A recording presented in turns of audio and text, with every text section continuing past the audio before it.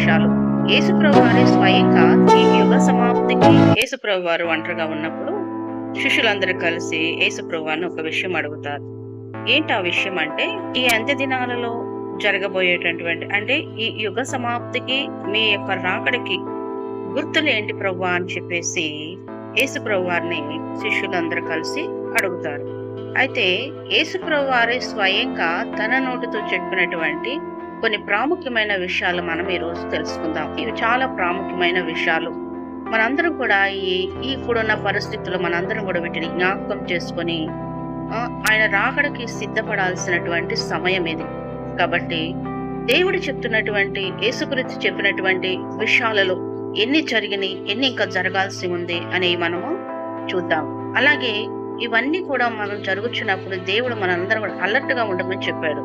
ఎందుకు అలర్ట్ గా ఉండమన్నారో కూడా మనం తెలుసుకుందాం.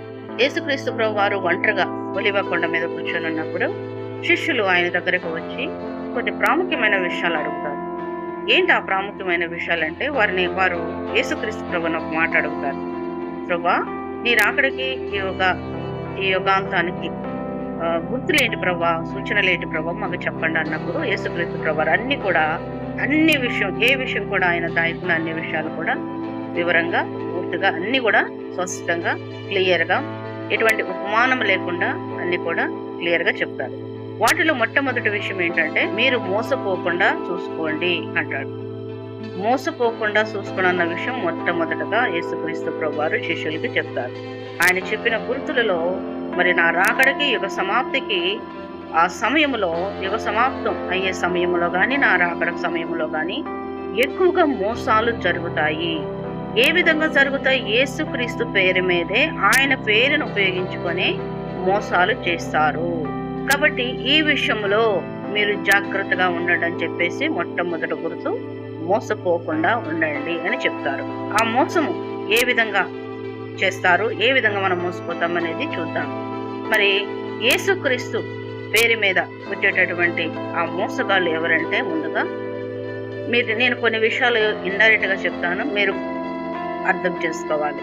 ఓకే, క్రైస్తవులు కాదు, ముస్లిమ్స్ కాదు, కానీ క్రైస్తవులమే, మేము క్రైస్తవులమని చెప్పుకుని వచ్చే ఒక తరం, ఒక గ్యాంగ్, ఒక గ్రూప్ అన్నమాట. వాళ్ళు నేను ప్రవక్తనే, నేను విశ్వాసనే, నేను దేవుని బిడ్డనే, నేను కాపరినే, నేను ఉపదేశకుడినే, నేను అపోస్తలుడనే అని చెప్పేసి ఈ విధంగా దేవుని పేరు ఉపయోగించుకొని దేవుని జ్ఞానం కాకుండా దేవుని జ్ఞానంతో బోధించినారా అన్నట్టుగా మనల్ని నమ్మించేటువంటి జ్ఞానంతో, లోక జ్ఞానం, అపవాది జ్ఞానంతో వస్తారు. కాబట్టి ఈ విషయంలో మీరు జాగ్రత్తగా ఉండండి, మోసపోకండి అని అన్నాడు. ఉదాహరణ మీకు చెప్పాలంటే, వారు స్పష్టంగా మీకు బాగా అర్థం కావాలంటే, పరిసయ్యుల్లాగా, శాస్త్రులాగా వస్తారు. పరిసయ్యులు, శాస్త్రులు ఏ విధంగా వచ్చి యోహానుని, యేసుక్రీస్తు ప్రభుని, అపోస్తలుడైన పౌలుని ఏ విధంగా శోధించారో ఆ విధముగా వీళ్ళు కూడా వేషధారణతో, జ్ఞానం కలిగిన విషయాలతో, జ్ఞానం కలిగిన బోధలు వాళ్ళు చేస్తారు. అంటే ఎటువంటి అనుమానం కూడా రాకుండా, ఇతను నిజంగా దేవుని బిడ్డ, ఇతను నిజంగా చాలా భక్తుడు, ఇతను నిజంగా జ్ఞానం కలిగిన వాడు అనే నిజమే చెప్తున్నాడని చెప్పి పరిశుద్ధుల సహితం, వేర్పరచబడిన వారు సహితం మోసం చేస్తాడు.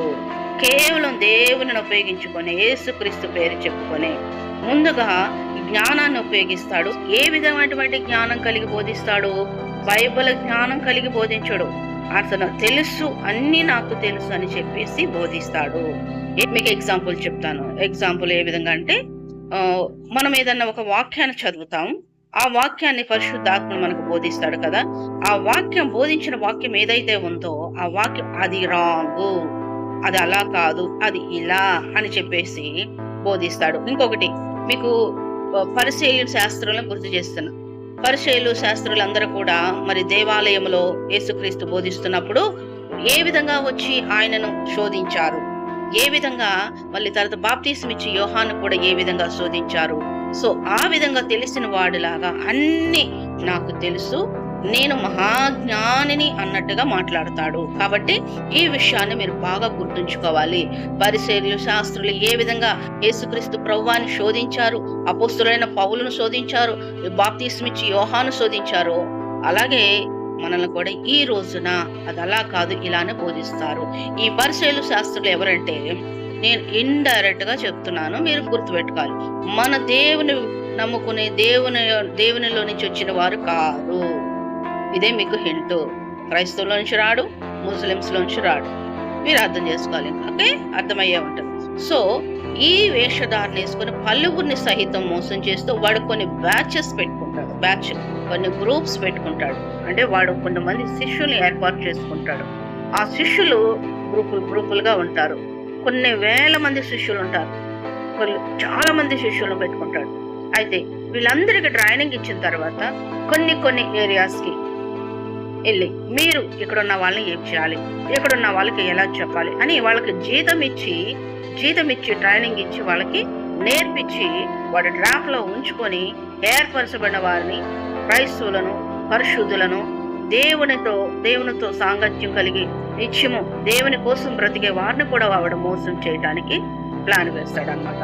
సో దీనిని దేవుడు మీరు మోసపోకుండా జాగ్రత్తగా ఉండండి అని చెప్పాడు. మనం మోసపోకుండా జాగ్రత్తగా ఉండాలి అంటే ముందు మనం చేయాల్సిన విషయం ఏంటంటే, దేవుడి జ్ఞానం చాలా అవసరం మనకి.